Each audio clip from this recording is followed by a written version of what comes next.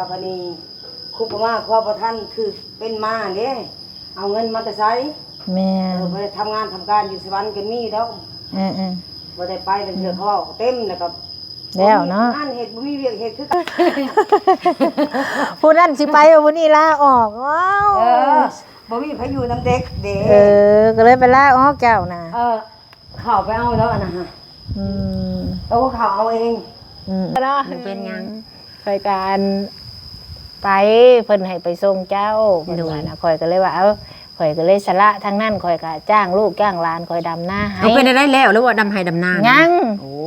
งบ่แล้วง่ายนะข่อยนะ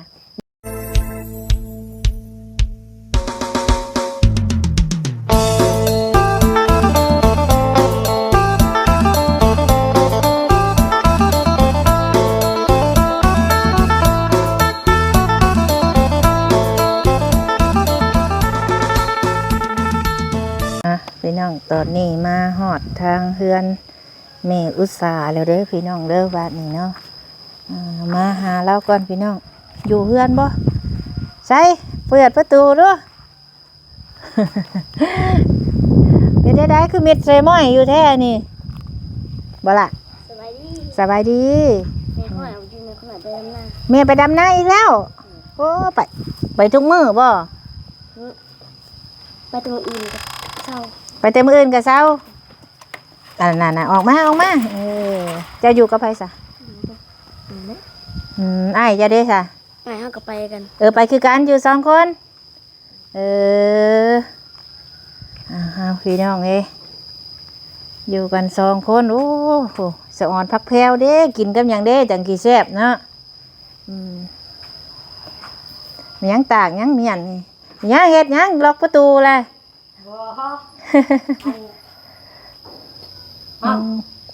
มันเป็นยังน่ะมันแน่นดีแล้วมันแน่นใครกว่ามันรวมยังสิไปใช้เจ้าวันนี้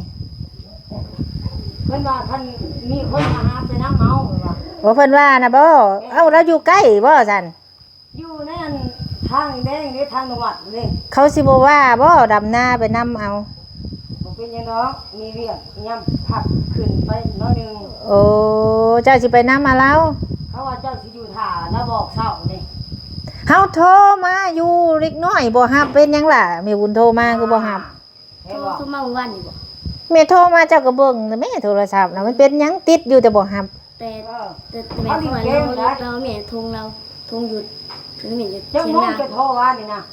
จักโมงเด้อข่อยกับเจ้าไปดำนาหมด3ขึ้นมาเห็นแล้วก็โทรกลับแหละเนี่ยอยากถามเวียกที่โทรมาหั่นโทรเทื่อหน้าได้คันว่าบ่ได้รับก็ให้โทรกลับดอกแซนก็มาเมื่อวานนี่พ่อเพิ่นแม่นบ่เพิ่นไปดำทุกมื้อบ่จะหาไป2มื้อมื้อนี้แหละเพราะว่าเขาเจ้าขาดหน้าเจ้าสิท่าบ่ถ้าอยู่กันเจ้าสิไปเอาเราจักโมงเลยนี่นะเดี๋ยวนี้บ่แม่น12 โมงเดี๋ยวนี้ก็12 โมงกว่าหน่อยนึงมันสิทันอยู่บ่วัดไสน่ะอยู่วัดพลซิมหรือบ้านธาตุพลซิมนี่เด้ใต้นะลงไปกับแม่นเจ้านี่บ่สิอยู่น้ำเด็กน้อยบัดเราไปน่ะแม่น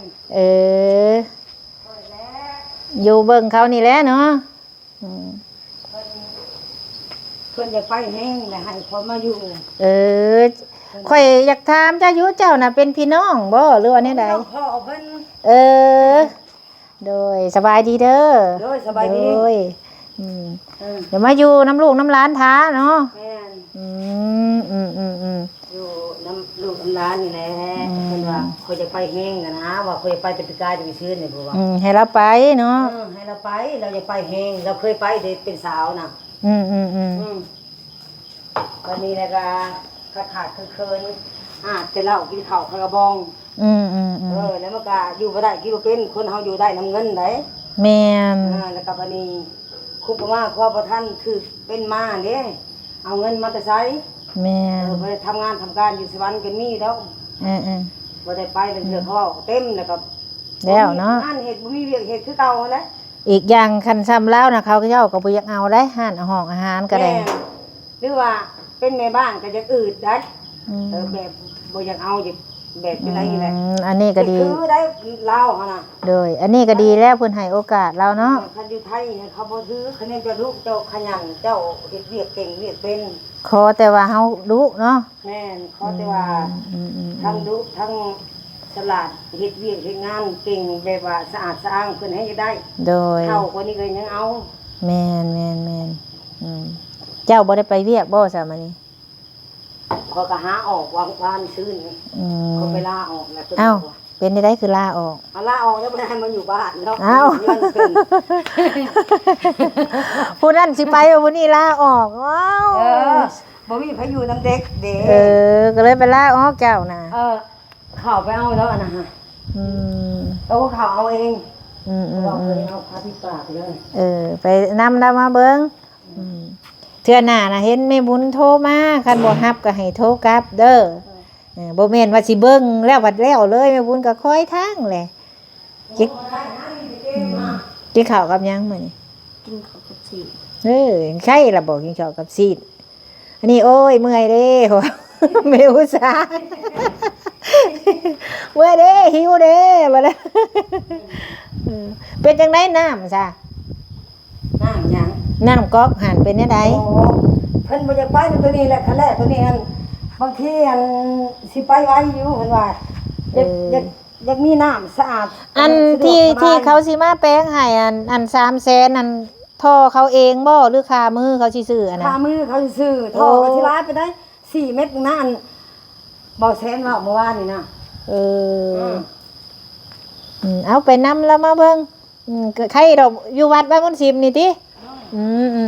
เอาซั่นไปนำแล้วมาเดี๋ยวสิท่าดอกถ้าอัดเด้อลูกยัดเสียวเจ้าออกได้ใส่เสียวเจ้าหุ่นรอคอยเด้อ อันนั้น เอาไปนำแล้วมากันพอได้ ก็ได้ว่าเนาะ แม่น มียัง โอ้เจ้าน่ะไปลาออกแล้ว แม่นลาออกเลย ก็เลยสิมาอยู่บัดนี้ ก็อยู่10ปลายปีเขาบ่ได้ คือลาออกคือบ่เฮ็ดกลางเว้นเอา บ่กังเว้นก็มันบ่ได้รายแล้วกังเว้น บ่หลายก็ย่ามันแล้วใครกว่าสิอยู่ซื่อ โอ้มันน่าจะสิสมัครใหม่ ๆเอาพี่น้องเนาะมื้อนี้มาหาแม่อุตสาเด้อพี่น้องเด้อเนาะสบายดีพี่น้องสบายดี FC เบอร์สู่คนเอาว่า FC ทั้งฝั่งลาวฝั่งไทยและต่างประเทศยินดีต้อนรับเข้าสู่ซ่องสบุญมาบ้านเฮาคือเก่าพี่น้องเอ้ย เมื่อกี้นี่เนาะย่างกลับมาเลยพี่น้องบ่ได้เปิดคลิปลืมมันฮ้อนแดดหลายเนาะตอนนี้ทางแม่อุตสาเราไปดำนารับจ้างพี่น้องก็เลยผู้ที่เพิ่นมาอยู่เฮือนน้ำเล่าหั่นแหละกำลังไปนํอยู่พี่น้องเอ้ยไปตามอยู่ว่าซั่นโอ้เนาะเพิ่นบอกว่าผู้ที่เพิ่นมาอยู่นํนี่เพิ่นบอกว่าเป็นพี่น้องว่าซั่นพี่น้องทั้งพ่อเพิ่นว่าเนาะมาอยู่นํมาเบิ่งลูกเบิ่งหลานว่าซั่นเอาก็บ่ว่ากันพี่น้องเอ้ยคือมื้อนี้เฮามาหาแม่อุตสาเนาะเฮาก็อยากมาบอกเราเนี่ยเฮาว่ามื้อวันจันทร์นี่เฮาสิพาเราลงไปส่วนเรื่องน้ำนี่คันว่าสิแปลงให้เล่านี่ก็ต้องมื้อนี้เนาะทางแม่บุญก็หรือว่าทางสะบุญนี่แหละได้ถามผู้ที่ว่าเพิ่นนั้นเป็นสร้างเจาะน้ำเนาะเพิ่นบอกว่าสิเอาท่อมาใส่ให้เพิ่นว่าคันว่าเพิ่นเอามาใส่ให้นี่เฮาแบบว่าให้เพิ่นซื้อเองเบิดเลยหั่นนะทางเพิ่นซื้อเองท่อนี่น้ำเพิ่นแล้วก็มีหยังของเพิ่นเบิดเพิ่นน่ะแต่ว่าเฮาก็สิเอาท่อของแท้เนาะก็เพิ่นบอกว่าประมาณ500,000เพิ่นว่าทางขามือทางอันเพิ่นใส่หั่นแหละเนาะแต่ว่าเพิ่นบ่อยู่มื้อนี้เพิ่นไปธุระเพิ่นก็เลยว่ามื้ออื่นเพิ่นสิกลับเพิ่นว่าจังซี่คันว่าเพิ่นกลับมาจังใดเฮาก็จังสิจังสิว่ากันพี่น้องสิแปลงให้แล้วแล้วก็จังสิลงไปหั่นนะแบบว่าน้ำใส่มันบ่อำนวยความสะดวกเพิ่นว่าเนาะน้ำเพิ่นนะมันบ่สะดวกเพิ่นว่าเอาพี่น้องมื้อนี้ก็ยังนั่งรอท่าเราอยู่เรายังไปนํเอาเพราะว่าเฮาก็มาท่าอยู่เฮือนนี่แหละพี่น้องแล้วมาเห็นเราเป็นคนดุเครื่องปลูกของฟังเรานี่นะทุกคนพักแพ้วพักเอียงหลายอย่าง เราปลูกไว้โหระพาหัวคาเนาะส่วนทั้งพี่กับบางเราบางคนซ้ำเรามาพี่น้องต้นกล้วยเราปลูกใหม่หน่อไม้หน่อตอกเราก็กำลังเกิด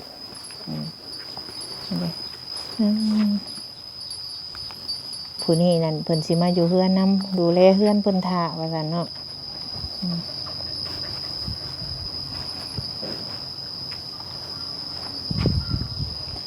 ฟังเบิ่งจักหน่อยเพิ่นแหละเราสิมาฮะอยู่ในเฮือนพุ่นเอ้ยน้องชาติบ่อยู่บ่เศร้าเนาะอยู่ไกลนี่ไปโดนเติบคือว่าใกล้จ้ะสบายดีคือว่าอยู่ใกล้ๆได้เพิ่นว่า บอกก็ไกลเติบเคยจุดบังไฟคนชู้ โอ้ทางจุดบังไฟพุ่นเดี๋ยวจะได้เมื่อยปะ ก็มึงไงก็อดเอานี่แหละ พุ่น กินข้าวแล้วก็ได้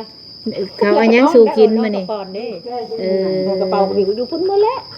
เพิ่นเอายังสู่กินมานี่ ฮะ เพิ่นเลี้ยงยังมานี่ มันนี่ฮั่นป้าจิ๋ว ปลานิ่มนะ ก้อยบ่ 5-6 บ่อที่เขาหันปลา ปลานิ่มเผาคนหลายบ่ 5-6-7 โตพอแล้วตำหุง คนนั่นบ่แม่นปลา อันนี้ คนหลายคนบ่ไป หลาย ดำ สิบ นะ ไปคน อ 10 ปลายเมื่อวันก็16มื้อนี้หัน13 อืม รุดมื้อนี้เพราะว่าเขาสิไปนัดคนอื่นอีกนะ โอ้ น่าเจ้าเดียวกันเมื่อวันทางน้องเต้าเมื่อวานหันมื้อนี้อันทางนี้ทางวัดนี้แล้วก็แล้วมื้อนี้นะ ได้ เพิ่นนำ ได้จักมื้อเลยไปดำนาจ้าง โอ้ยหาก็ได้3 มื้อ4 มื้อ5 มื้อนี่แหละบ่ได้ไป2 มื้อเด้บ่มีน้ำได้4 มื้อ4 มื้อนี่แหละ โอ้จ้างหลายคนมื้อละเท่าไดนี่มื้อหนึง มื้อละ 10ปลายคน 170,000 โอ้มื้อละ170,000 กินกับยุกินกับเพิ่นเขา กินน้ำเพิ่นนั่นแหละเนาะ เขาคือว่ากินเอง จังไหนก็ไปจังโมงเข้าการนะ บ่ายหรือบ่าย2บ่ายโมงครึ่งนั่นแหละ ไปจังโมงนี่ ไปหัน7 โมงครึ่งตอนเช้านั่น เฮาไปแต่เช้าเลยถือว่าขึ้นไว้เนาะ เลย บัดเลิกได้จังโมงบัดนี้ เลิกหันเลิกก็4 โมงครึ่ง อืม เมื่อวันโอกะ6 โมง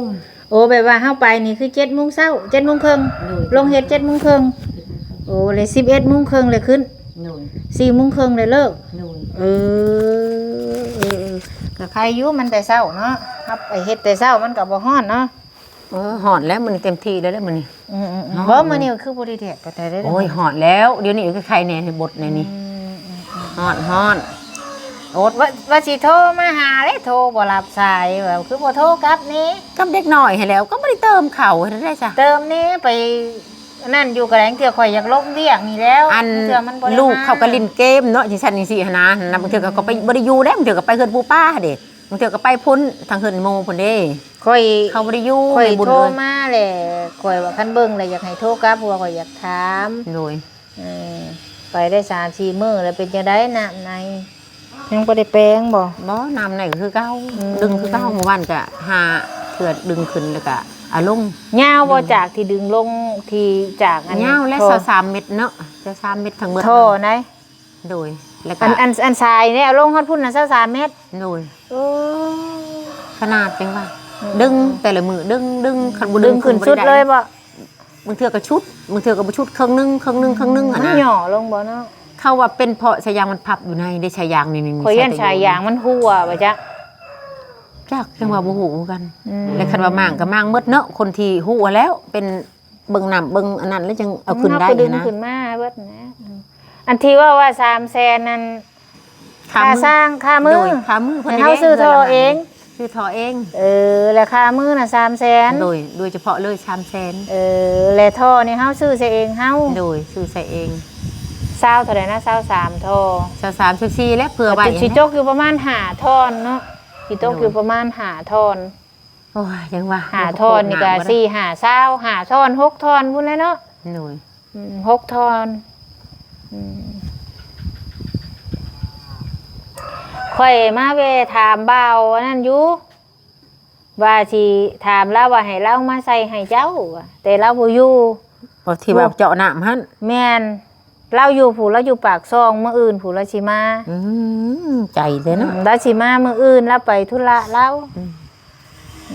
ข่อยก็เลยว่า ผู้ใหญ่เพิ่นว่าให้มาแปลงให้สิแปลงให้ ข่อยถามแล้วนะ500,000ซื้อท่อไหนแล้วซื้อเอง รวมทั้งหมดเนาะก็ตอนนั้นดีกว่า แม่นบัดนี้แหละข่อยเลยสิถามเจ้าว่าคันว่าไปมื้อวันจันทร์นี่แล้วเจ้าพร้อมบ่โอเคบ่หรือว่าสิจังไดคันว่าเจ้าสิอยู่ดำหน้าก่อนบ่แล้วก็แล้วแต่เจ้าแล้วมาถามเจ้าอันนี้นะ บ่ก็ไป ไปแม่นบ่ โดยไป ยันว่าเจ้าบ่ข่อย เป็นหยังบ่เป็นหยังไม่บุญให้จังไป เอาที่เจ้าสบายใจได้แบบบ่ให้ผู้วงหน้าผู้วงหลังได้ บ่เป็นหยัง ยันว่าอันคิดคือนิ่งหน้าคือนิ่งหลัง วันจันทร์เนาะวันจันทร์มื้อนี้วันหยังเนาะ วันเสาร์มื้อนี้ มื้อนี้วันเสาร์แล้วก็วันอาทิตย์วันจันทร์บ่ฮือ แม่นมื้อคือแล้วบ่ให้ไปไส บ่เป็นหยังไป ไปกะเกียมท่า โดยบ่ไปใส่แล้วไปแต่มื้ออื่น มื้ออื่นก็คันเขาสิมาแปลงน้ำเด้ซะ แม่นบ่ได้ไปอีกแล้วเนาะพ่อ หยุดซะมื้ออื่นก็มื้อฮือน่ะไปแต่มื้อนี้ซะ โดย อยากไปแล้วเนาะให้อยากไปแล้ว และบัดเราผันออกแต่เวียกแล้วคือให้เราอ๋อคือบ่ให้เราเฮ็ดกลางเว้น มันเป็นไปบ่ได้ดอกไว้บุญถือว่าออกแล้วออกเลยค่ะนะมาอยู่ในเฮือนในซ่านน่ะนะใจแบบนี้ใจแบบนี้ในใจเฮามันแบบว่าให้เรียบร้อยค่ะนะบ่ให้เปื้อนเปื้อนอีหยังทุกสิ่งทุกอย่างค่ะนะให้เบิ่งลูกเบิ่งเต้าอันนี้บอกคอช้อนเขาว่าไปหันไปนี่ได้ซะลูกหันแบบยุนเฮาเองจังนะใจเฮานะเป็นจังซี่นะเบิ่งหั่นแหละต้องเบิ่งไปเรื่อยแหละนั่นนี่ช้อนเขาบอกเขานะเขามักไปหันไปนี้จังหน่อยก็ไปน้องเต้าอ่ะดิไปกับหมู่กับอันนั้นนะกับหมู่เขาแหละเล็กน้อยคือกันนั่นแหละเจ้าสิไหวอยู่บ่ซ้ำว่าหาเงินเลี้ยงหลายคนเด้เหมือนตะกี้ยังว่าเราก็เฮ็ดคือกันคันเพิ่นหาโตหานี่มันจังได้เงินสมมุติเงินเราหามากินน้ำกันเงินเจ้าก็เก็บบัดนี้อันนี้ผัดเจ้าสิได้เฮ็ดงานเราผัดออกบัดนี้มันก็คือเก่าแล้วมันก็ซ้ำหาผู้เดียวฉันเพิ่นได้สิเอิ้นว่าพร้อมเพรียงกัน ก็ยาบ่เป็นหยังดอกบ่เป็นหยัง ก็แล้วแต่เจ้า บ่เป็นหยังดอกไม่บุญ อันนี้คือก็เว้าซื่อๆดอก โดย เราก็เฮ็ดมาเป็น10 ปีก็ไปให้เราออกเจ้าก็ได้ ก็ยาแล้วบ่เป็นหยังคันสมมุติมื้อหน้ามื้อไหนก็เข้าอีก คันว่าไปกลางเว้นก็พอไปอยู่กลางคืนเนี่ยมาอยู่นำเขานี่เนาะ บ่กังเว้นก็คือเก่าหั่นแหละเขาก็แบบเพิ่นเขาก็เปิดประตูไว้แบบนี้นะ เจ้าสิมายามเขาฮ้อนมื้อใดเจ้าสิบ่เฮ็ดบ่หาสิมานั่งเฝ้าแต่เด็กน้อยเฮ็ดก็เต็มแล้ว คันอยู่เองแม่อุชาอยู่เองก็คือเก่าหั่นไปหันไปนี่ก็ต้องเผามาได้ไปเอาปืนก็จะจดมาโหลดจังนะจิตใจอยู่พี่เด้ลูกแบบว่า ว่าสิไปได้จักมื้อเด้บัด บ่เป็นหยังเพราะว่าผู้นี้อยู่แล้วบ่เป็นหยังก็บ่ได้ห่วงหยังดอกสิห่วงเฮ็ดหยังนะไปเท่าไรจากมือก็ยาแต่ก็ทารุ่นเบิ้งมันเป็นยังไงฮะนะได้จากเดือนน่ะ บ่ได้ก็มาเนาะก็บ่ได้บังคับดอก เป็นยังดอกอยู่ได้เป็นยังอยู่ ไป ได้ เบิ่งมื้อวันจันทร์นี่แหละ โดย จังไปกะเกียมไป เตรียมสิถา มื้ออื่นนี่แล้วว่าเราสิมาเลยข่อยว่าคันเรามาบ่ทันแล้วก็บัดค้าข่อยกลับมาแต่ชงเจ้าแหละข่อยสิมาให้เราแปลงให้ใช่ท่ามันยากก็ยามัน นั่นยังว่าคิดแต่ในน้ำนี่แหละ บ่ต้องคิดมันมันปวดหัว อันนั้นยังว่ากระปวดหัวได้มันเถื่อไปดำนาก็คิด มันยังดำนาได้แล้วก็บ่เห็นสิแปลง โอ้ยบ่ได้ได้ไม่บุญไปนี่ก็ไปใช้นี่ใช้ชินให้ได้ซะ มียังอีกบ่เบิดจักเทื่อ อ้าวก็บ่ละแสนบ่ละ จักว่าไป 50ดาวกินน่ะเด้ จักว่าลิ้นอันนั้นบ่จัก บ่มี ลิ้นไผ่ลิ้นเบอร์ว่าจัก บ่เคยจักเทื่อลิ้นบ่เป็นดอกลิ้นบ่เป็นบ่เคยจักเทื่อแม่บุญ คือว่าไปใช้นี่ว่านี่ อันนี้นี่กินได้แล้วไผบ่ฮู้นำเนาะแรงง่ายเฮามันบ่หลายสิ่งหลายอย่างบ่เรื่องนั้นบ่มี มีถ้าเอาข่อยถามจบดีรวมทั้งเบิดน้ำตุนน้ำโตเจ้าซุมื้อนี่เป็นหนี้เขาอยู่เท่าใด เป็น เท่าใดบ่ให้ตัวบ่ให้ต้ม บ่ มักคนขี้ตัวได้ข่อยนะ คันในตลาดนี่ก็อันนี้80นี่80แล้วก็90แสน1แสน5,000นี่ในตลาดนี่ รวมทั้งเบิดแม่นบ่ แล้วก็บอนหันอีกหั่นดิก็90,000หั่นดินี่นะทางหานนี่นะนี่90,000นี่ รวมทั้งเบิดบัดนี้เป็นเท่าใดบัดนี้ช่องบ่อนนี่บ่ ช่องบอนนี่แหละ ช่องบ่อนนี่90เนาะ ยังมีปัญญาใส่เลย ว่า ว่า ไล่ซะช่องแสนเอา เพราะฉะนั้นแหละจบ เลคันสมมุติว่าช่องแสนนี่เจ้าไปแล้วบ่ให้ไปหาติดหนี้บัดนี้ บ่ คันติดแล้วมันยามบ่มีก็บ่กิน มีข้าวกินแล้วพอ อดบ่ได้แล้วเนาะติดไข่แบบหานะติดอันแฟบนี่จ้ะนะยาสระผมจะได้ชบูหานามันนะมันหลายสิ่งหลายอย่างเฮาหาบ่ทันก็ติดบ่อยากเว้าไม่บุญบ่เว้าดอกมือเด้พอแล้วไปดำนาคู่มือก็ เรือ ไป มา ใช้ 50เรือ ให้ มา เขาซะ 30 กันว่าส่งเซนในบัดนี้ก็เฮาหาเงินหาคำตั้งตนตั้งโตได้มีอุตสาห์ให้เจ้ามีรักมีแรง บ่ ว่า บ่เป็น นี่ หยังดอกมีบุญไปแล้วก็ไปหันนะ ค ก็ รับ บ่ได้คิดดอกว่ามีผู้อยู่แล้วเหินฉันสิคิดเฮ็ดหยัง นั่นแหละให้เจ้าเป็น บอก รั ได้ ก มัน เป็ เป็น นชีวะ แรงหาเงินหาคำ มันเป็น เก็ สิ บ ว่า ให้ ผู้บอก กรรม ผู้แบก บาป นั่งแต่คิดได้แต่คิดแบบนี้บ่เฮ็ดหยังบ่เฮ็ดแบบบ่เป็นหยังดอก มันแบบคนมันแบบแสนแหละนะแบบแสนทุกข์เลยเด้สิไปคิดอีหยังคิดแต่ว่ามีหยังก็เฮ็ดหั่นนะหาเงิน ข่อยนั่น ได้บ่ คัน คิด ว่ามื้อ ได้บ่ ไป คิด ข่อยสิไปส่งเจ้าแล้วข่อยก็สิมาข่อยไปส่ง นั่นแหละจังว่า เพื่อน ชงชก่อนแล้วเนาะจังว่าแม่อุชาหูว่าบ่อนใดบ่อนยาแทนที่ว่าแม่อุชามีโทรศัพท์อะโหลจังซั่นจังซี่จังพ่อว่านี่บ่อนหันบ่อน เพิ่น นี่ เว้าว่าเพิ่นไปฮอดแล้วเพิ่นสิซื้อโทรศัพท์ให้ โอ้ย เพราะได้เจ้าติดต่อมาหาลูกเพิ่น โอ้ย เว้า มีแฮงเด้ ไปฮอดพุ่นเพิ่นจังสิซื้อเพิ่นเว้านะ โดย เพิ่นให้ข่อยไปส่งว่านี่บัดเจ้าทำงานได้เงินเดือนหลายเขาแบ่งครึ่งกันเฮาเนาะ แบ่งมันเป็นหยังดอกเอาบ่ได้ขี้เหนียวแบ่ง แบ่งครึ่งกันแล้วเฮาไปนำกัน ก็แม่นแหละแม่บุญอยู่ทางนี้แม่อุชาก็อยู่ทางนั้น เอ้าพี่น้องเอ้ยบ่หยอกแม่อุตส่าห์เด้อเนาะ มันเป็นหยัง รายการไปเพิ่นให้ไปส่งเจ้าเพิ่นว่านะข่อยก็เลยว่าข่อยก็เลยสละทางนั้นข่อยก็จ้างลูกจ้างหลานข่อยดำนาให้ เอาเป็นได้แล้วหรือว่าดำไห้ดำนา ยั ยัง ยังบ่แล้วง่ายนะข่อยนะเบิดเดือนนี้ว่าสิแล้วอะหากระดำนาได้2ให้ตะกี้ว่าสิมาเอาไปลกก้าอยู่เพิ่นอยากไปส่งเจ้าให้มันแล้วซะว่ะ อันนั้นนี่ยังว่าอะไรก็แค่ชงมือเดียวละวะเนาะชงมือบ่ไปชง มันก็เป็น2มื้อผู้ใดสมมุติว่ามื้อวันจันทร์นี่เฮาไปเนาะไปฮอดมันก็สิค่ำแล้วก็สินอนพักอยู่พุ่นน่ะตื่นมามื้อใหม่บ่ได้สิมาเจ้าก็อยู่ผู้เดียวแล้ววันนี้ อยู่คนเดียวบ่เป็นหยังดอกก็อยู่กับเพิ่นนี่แหละกับลูกกับหลานนี่แหละ เพิ่นแล้วมีหยังก็ถามเพิ่นนะ โอ้ย อยู่ใส่ก็บ่อดดอกคันเจ้าดุเจ้ามันนะ อ๋อ คันขี้ข้านแล้วอยู่ใส่ก็ยาก มันเป็นหยัง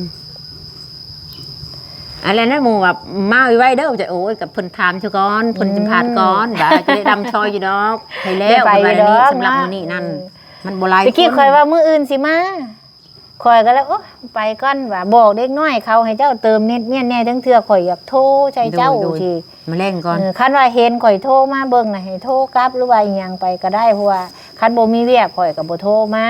เพราะว่าข่อยอยากถามเจ้าโทรเมื่อวานนี่ว่าเจ้าพร้อมบ่ที่สิไปมื้อวันจันทร์นี่นะที่ข่อยอยากถามนะเพิ่นอยากให้เจ้าถามรายละเอียดว่าเจ้าบ่ได้คัดของหยังบ่คันว่าเจ้าอยากอยู่ดำนาก่อนแล้วดำนาจังไปสิเพิ่นก็บ่ว่าเพิ่นให้เจ้าเลือกเองเพิ่นเว้านะบ่ได้ว่ามาบังคับเจ้าว่าไปเดี๋ยวนี้บ่ขึ้นที่ว่าเจ้าพร้อมสิไปบ่เจ้าโอเคบ่แล้วจังไปเพิ่นเว้านะ บ่เป็นหยังดอก คันเจ้าว่าโอ้ยแม่บุญเอ้ยให้ข่อยขอ ให้ไป ดำนา เลย ก่อนได้บ่ข่อยหาดำนาน้ำบ้านนี่ก่อนได้บ่สิกะบ่เป็นหยังคันว่าถ้าเจ้าอยากไปแล้วแม่บุญเอ้ยดำนาแล้วแหละจังไปสิก็ได้เพิ่นว่านะ โดย บ่แม่นว่าเฮ็ดบัตรอะไรสิเด้งเอาเจ้านะบ่แม่น ให้เจ้าตัดสินใจว่าข่อยพร้อมแล้วมื้อวันจันทร์นี่คันว่าเจ้าว่ายังบ่อยากไปก็ให้บอกสินะเพิ่นเว้านั่น โดย บ่แม่นว่าข่อยมาสิเขี่ยวเจ้าไป จ บ่ นเขียวนะจนเขียวนั่นนี่แข็งเด้ อย่างมัน อืม อย่างนี้เข้าใจแล้วว่าข่อยเว้า โดยเข้าใจไหมบุญ เจ้าว่าคันเจ้ายังบ่อยากไปก็ให้เจ้าบอกคันว่าสิไปก็ให้บอกอย่า บ่สิไปแล้ว เนาะ พร้อมแล้ววัน พร้ จั อน ม ทร์ แล้วนะ บ่เป็นหยังสิไปแล้วบ่เป็นหยังดอกสิถ่าเลยก็สิอันนั้นอันนี้หันนะสิ เคลียร์เฮือนเคลียร์ชาน แล้วก็อันนั้นเด้ก็ชักคู่มือเนาะชักหันชักนี่เด้พับใบใส่กระสอบมันนั่นนะแล้วก็สิสักประหอกประหมหันเอาได้ที่นอกที่นอนลูกหันมื้ออื่นฮะเรียบร้อยแล้วก็ นั่นแล้วยังว่าจะไปอีกมื้ออื่นนี่เคลียร์ทั้งเฮือนทั้งชาน ยังว่า มื้อวันจันทร์แล้วก็ไป มื้ออื่นในบ้านนี่บ่ได้มีผุนบันทานเพิ่นได้มื้ออื่นนะ งานน่ะบ่ โดย อ ย่างคนพุ่นแหละสมมุติว่าอยู่หั่นนะ อืม ไปเห็นบ่บ่ได้ไปแล้วไปบุญสิไปพุ่นนั่นแหละไปหาเพิ่นพุ่นแหละ ไปเนาะ โดยวันจันทร์หั่น คันอยู่บ่ได้ก็จังมาแล้วข่อยก็เลยอยากมาถามซ้ำนี่แหละ โดย เรื่องก๊อกน้ำ โดย เจ้าก็คันว่าเพิ่นมาบ่ทันมื้ออื่นก็ใส่ท้าให้เพิ่นมาพุ่นแรกข่อยลึงแล้วก็มันนี่ โดย คนอื่นน่ะข่อยบ่ลึงคันท่อข่อยก็ให้เอาท่ออันโตมันดีใส่หั่นนะ โดย ท่ออันกาเสือแล้วเวลาเฮาดึง อัน ขึ้น นี้ เปลงมัน แบบ ก็ ว่า บ่ฮัก น้ำเพิ่นมันบอกอันนี้เพิ่นอยู่ในบ้านนี่บ่300,000มื้อนี่หันขามือนะแพงนะ อันนี้เราข่อยคุยกับเราแล้วแต่เรายัง โดย อยู่ปากซ่องคนเดียวนี่ข่อยโทรใส่เราแหละคนที่มาเจาะนั่นแหละคนมันผ่านเนี่ย โดยเข้าใจ จักเราอ่ะ ฮู้ นั่นแหละผู้นั่นแหละ แต่ว่าถามเขา เราเอามาเจาะให้เจ้า แม่นแล้ว อืม เพิ่นนี่แหละ บ่แม่นบ่ซะคนเซโน บ่คนในบ้านนี่แหละ คนเซโนนั่นเราเอามาเจาะเฮือนลุงน้อยแหละมันบ่ได้เลยแล้วเอาผู้นี้บัดนี้เนาะ จ้ะบ่ฮู้กันแต่ ไป ว่า จำได้อยู่เบาโก้มาเจาะแม่เนาะ โดย นี่แหละข่อยบอกแล้วข่อยว่าอันนี้สิให้เพิ่นใส่ท่อให้ข่อยเว้าลาวอยู่ว่าให้เจ้าไปเบิ่งก่อนว่ามันเป็นน้ำหยัง จักจังหวะ ข่อย นี้ บ จั อง ก หวะ แล้วนั่น เขาบางคนว่าใช้ยางจะพับหั่นนะเฮือนหลังนี้ก็เว้าเด้ แล้วก็ว่าซั่นแหละคันมันบ่พับ มันซับ ก็แม่นสายยางนี่แตกแล้วเว้านะเพราะว่าเจ้ายกขึ้นยกลงเลยสายยางมันอาจสิแตกเวลาเจ้าเปิดแหละสายมันพิวบัดนี้ แดดมันนานขึ้น แม่ เนาะ นมันพิวแล้วมันล้มมันออกแล้วมันบ่ดันมันออกข้างนี่ออกพี่นี่มันบ่ขึ้นบัดนี้ โดย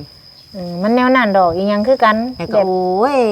ยกจนเมื่อยไปแล้วมันเถื่อก็เศร้าเมื่อยซะเพราะว่าหายกเนาะมันเถื่อก็ได้มันเถื่อก็ฮุกมันเถื่อก็ซี่หั่นนะแล้วแต่คันได้ขึ้นไว้ก็มีแห้งเด้ว่ะเมื่อยเด้มันธรรมดาเด้เอาขึ้นเนาะใดมันก็หนักมาหาแต่หนักหั่นนะก็สู้ไปนั่นแหละให้ได้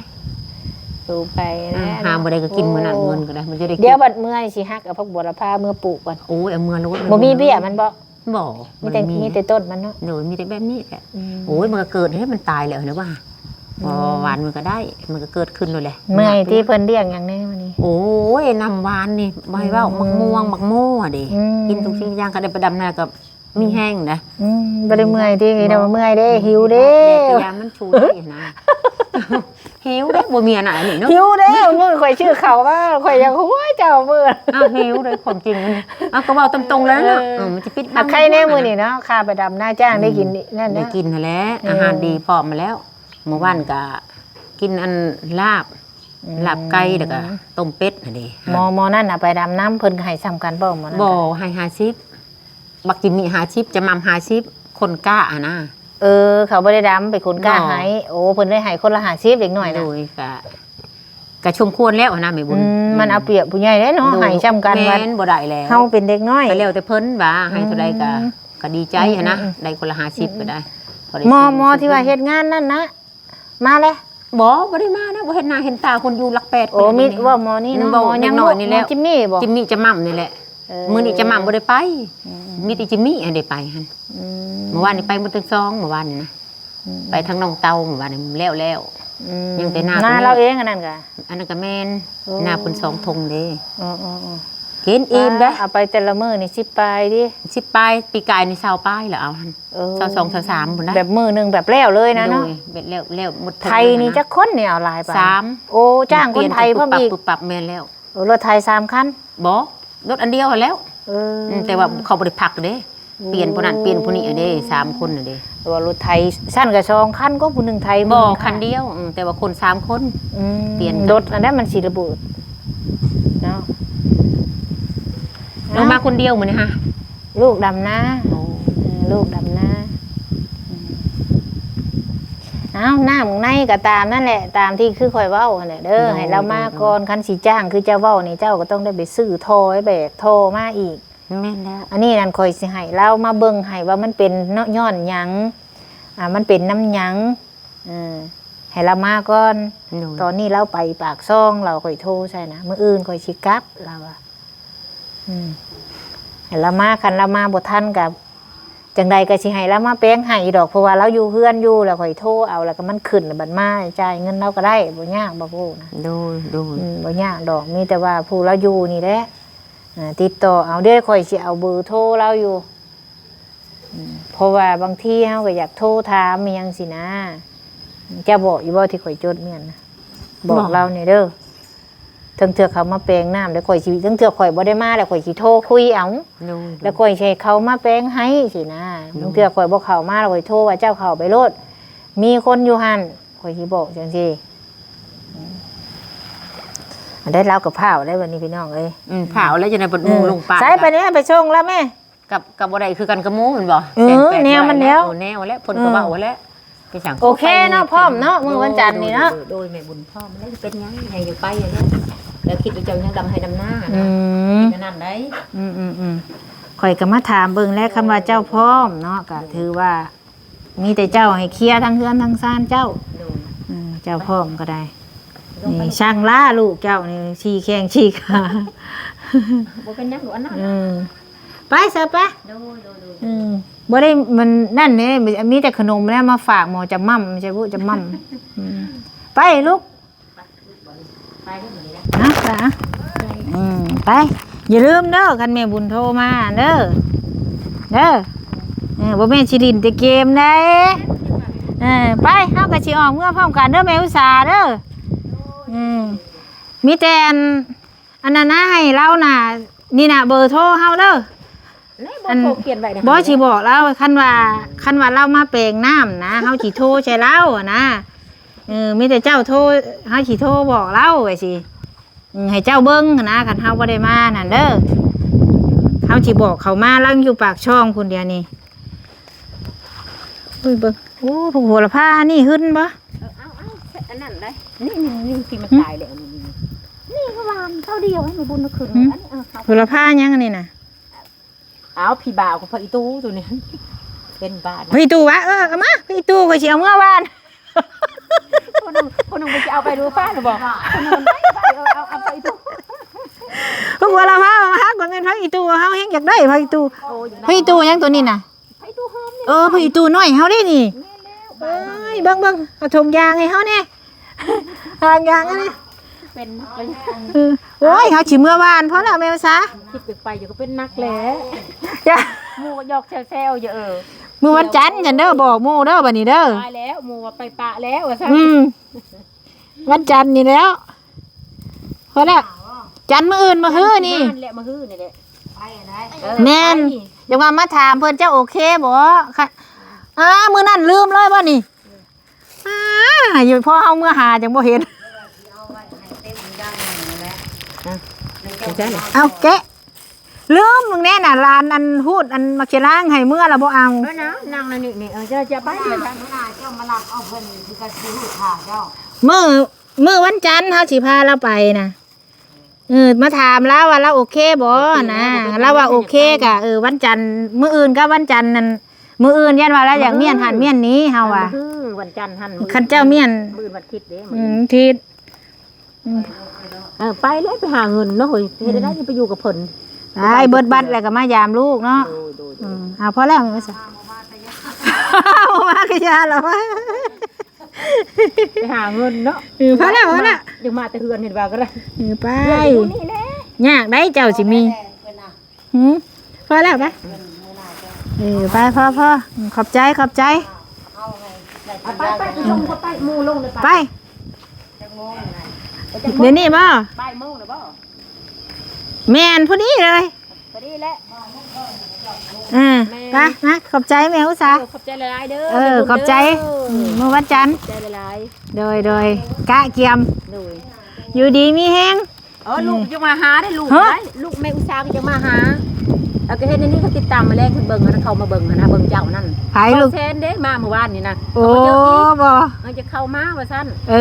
เมื่อวันจันทร์นี่แหละสิไปบอกเพิ่นวานนี่เรามาอยู่เด้แม่สิไปมื้อฮื้อเด้อไปก็เด้อโอเคคันมื้ออื่นบ่ได้ไปไสก็สิแวะมาเล่นน้ำอีกเด้อโอเคนี่ก็มาหาทางแม่อุตสาเรามาบอกแล้วเราว่าโอเคพี่น้องเลยนะเฮาว่ามาถามเราแหละคันว่าเราโอเคก็ไปคันว่าบ่โอเคก็บ่เป็นหยังมาถามเนาะเอาพี่น้องเดี๋ยวคลิปนี้ก็สิโคโตก่อนพี่น้องโคโตออกเมื่อก่อนบาทนี่เนาะขอบคุณทุกคนที่เขาเบิ่งเขาส้มคอยติดตามแล้วก็ให้กำลังใจคลิปนี้ไปแล้วพี่น้องสบายดี